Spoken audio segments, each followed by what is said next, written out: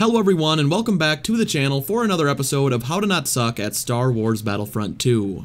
Today we'll be covering General Grievous, who I just covered last month, but is pretty much an entirely different hero now. Before the most recent Geonosis update, Grievous was nothing short of a broken mess. All three of his abilities had some severe issues, two of them just didn't really work at all, and the third was dealing a ton of unintentional damage to other players. Now Grievous is about as bug-free as any hero in Battlefront 2, he definitely still has a few small issues I run into from time to time, but for the most part he is working as intended and is probably my favorite dark side hero currently. He is incredibly good. I've racked up some absolutely absurd kill streaks with him in both HVV and Galactic Assault, and today I'm going to do my best to teach you all how to do that as well. Again, if you guys want me to continue on with this series, please let me know by leaving a like. There was a ton of support on the Obi-Wan Kenobi guide. We hit over 3K likes in just a couple of days, and if I continue to see that level of interest, I'm considering putting out 2 of these guides every week for the foreseeable future. I'm going to have about a month off from school starting in 10 days, so I'm going to be shooting for daily uploads, so if I see enough interest in this series in particular, I'm going to try to do these 2 times per week for the various heroes,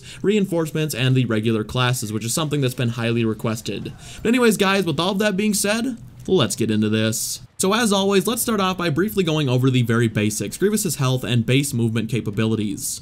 Nothing has really changed here from my original guide. Grievous has a base health of 800 and can regenerate 250 HP with no upgrades, which is slightly above average among the villains in the health department, although you do have to keep in mind that Grievous is a far easier target for blaster fire than someone like Maul, Kylo, or even Vader. He has a much bigger hitbox and is far slower than Maul, and doesn't even have close to the amount of stamina of Vader, as his block is incredibly weak against blaster fire. His stamina is by far the lowest in the game, and while you can hold your own while blocking lightsabers if you're smart, with the regeneration and the timing of your blocks, against blasters it is never a smart move to try to block sustained fire. It can be used in a pinch, but there are far safer options for that we'll get into later.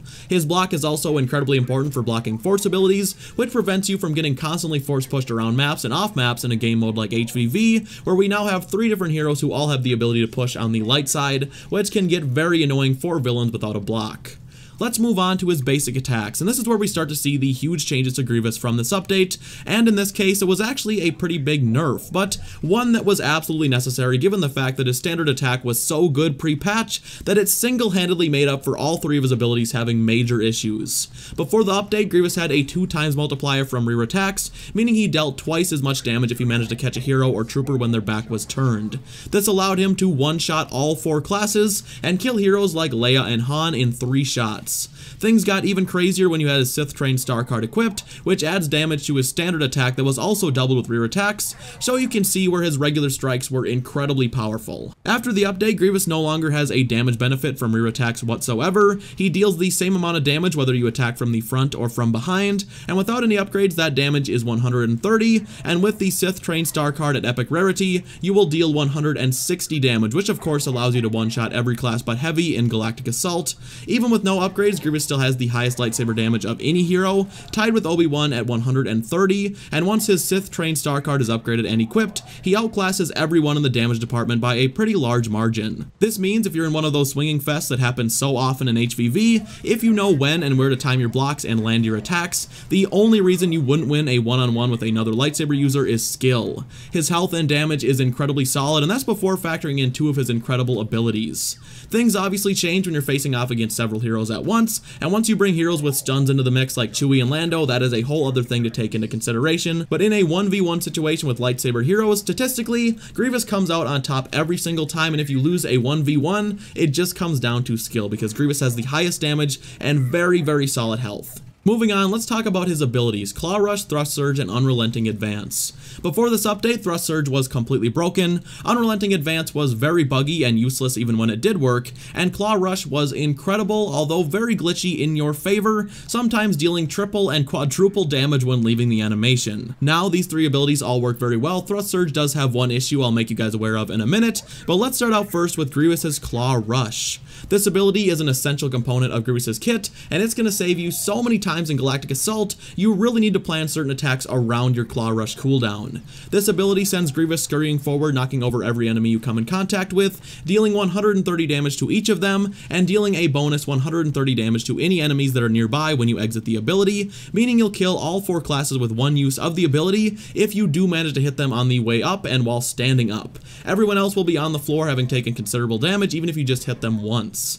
Against rooms of enemies, this ability is unchallenged in its potential to clear a room. There are a lot of abilities that can kill a room of infantry, but very few that are as consistent at wiping out heroes, reinforcements, and troopers all at once. The knockdown on this ability is incredibly useful, as when entering a room, the hitbox on this animation is very generous, allowing easy takedowns on everyone, and it's best to exit the animation near the largest group, as generally you'll kill all of them and have time to pick off the stragglers before they've had time to get back on their feet.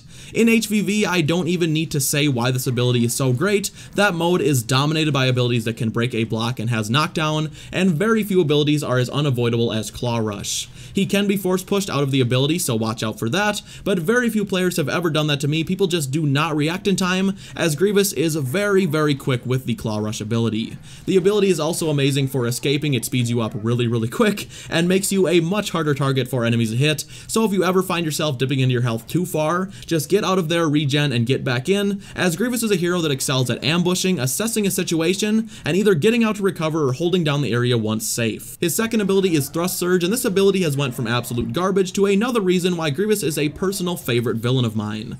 This ability sends Grievous lunging forward after having locked onto an enemy, stabbing them with all 4 lightsabers and sending them flying to the ground. The ability to lock on is indicated by 4 small dashes near your crosshair, and now you are unable to use the ability until you properly locked on. Before the update, the lock-on pretty much meant nothing. You could still use the ability with or without it, and it was just as inconsistent either way, but now you get that lock-on, and that's when Thrust Surge can be used, and you'll deal 160 damage to any enemies you hit, and you can hit multiple at once if they are standing near each other. One-shot killing every single class but heavy, and knocking any survivors to the floor. Thrust Surge is very consistent now once you've locked on, unless they run around a sharp corner or over a very large object, you will hit them, and that's a feature. It's meant to be escapable if a player evades you the correct way, but I will say after you've done the Thrust Surge successfully, you have to watch out, as right now there will be about a half-second delay where you just can't swing your lightsaber at all. It's pretty annoying, but not a huge deal, especially in Galactic Assault where you're going to be generally killing your enemies in one shot, but just be aware of that, as it does give your opponent more of a chance to recover and try to get a stun on you. They'll probably fix that pretty soon, but right now it is a big issue. His final ability is Unrelenting Advance, and unfortunately this ability is still pretty situational and really underwhelming, but let's be real, this ability was never going to be one of the best. I always just thought the concept alone was super gimmicky and impractical, and I would have been shocked if they pulled off making this ability really useful. This ability has Grievous swing his lightsabers all around him, blocking all front damage, and dealing 110 damage every 0.75 seconds to anyone that is absolutely stupid enough to stand in your way. It also slows you down severely and really restricts your movement, making you very vulnerable to attacks from the rear, and if you do want to kill a full health trooper alone with this, you'll need to stand directly in their face for 1.5 seconds, which is never worth it, as Grievous one-shot 3 of the 4 classes with his regular swings anyways, and just deals way higher damage in a shorter amount of time with his base attack, which does not restrict his movement and make him so vulnerable. The ability does do what it's supposed to in the blocking department at least, so it does have its occasional uses. The third phase of Camino is a good example. Those long hallways are sometimes difficult to navigate without getting shredded, and so long as there isn't someone with an explosive shot blurg or a Wookiee, you can walk down that hallway unscathed before switching into a quick claw rush if things do get dicey. Explosive shots do go right through it, so you have to be very aware of what weapons are being used, but it can be okay in certain situations. It also can work as a last resort emergency block. I have saved myself a handful of times by using it for just that. When you're all out of stamina, have your other abilities on cooldown, and just don't have enough health to get away and are out of options completely, pop your Unrelenting Advance and hope to God that the players around you are not smart enough to just run around your back and bop you in the head. On Kashyyyk, I was in the second Venator, pushed into the back with Obi-Wan. 2 Wookiees threw thermal grenades right on top of me and took all my health during our lightsaber fight. My stamina was completely gone and I was very low on HP. I think I had like 60 left, and I pretty much just accepted that my run was over and I was going to die, but I popped Unrelenting Advance and just hoped for the best, and the terrible Obi-Wan player just kept running into me until he died, and by the time the ability was over, I had some health back and just kept on going. I will try to include that clip if I still have it, as I literally laughed out loud while I was playing at what happened, but if you're playing against someone with more than 1/4 of a brain cell firing, you're probably gonna die die in that situation, but hey, as a last resort, Unrelenting Advance does have its uses. Let's move on to the best star cards for Grievous, and this just hasn't changed. You're going to want to run both of his health star cards at all times in both Heroes vs. Villains and Galactic Assault. Beating Heart is going to increase your health regeneration pool by 100, bringing you up to 350, which is very, very good, while Cyborg Rage is your standard health on kill card, giving you 20 HP for every trooper kill and 100 for any heroes you kill. Finally, let's talk about the star card I've already name dropped earlier in the episode, and as a general rule for the future, if I can't avoid bringing up a star card before the star card portion of the video, it probably means it's an essential part of a hero's kit, but that card in Grievous's case is Sith Trained, which increases his standard attack by 30, allowing you to one-shot all classes but heavy, and giving you a huge upper hand against everyone else. Those three cards are going to be your best friend in both HVV and Galactic Assault. There is no reason to really ever remove them or switch them out. If you do play Hero Showdown, which I realize is not a popular mode and not one that I ever touch, feel free to take off his health on kill card, which is useless in a mode like that, and throw on Momentum, which will up your thrust surge damage by 40.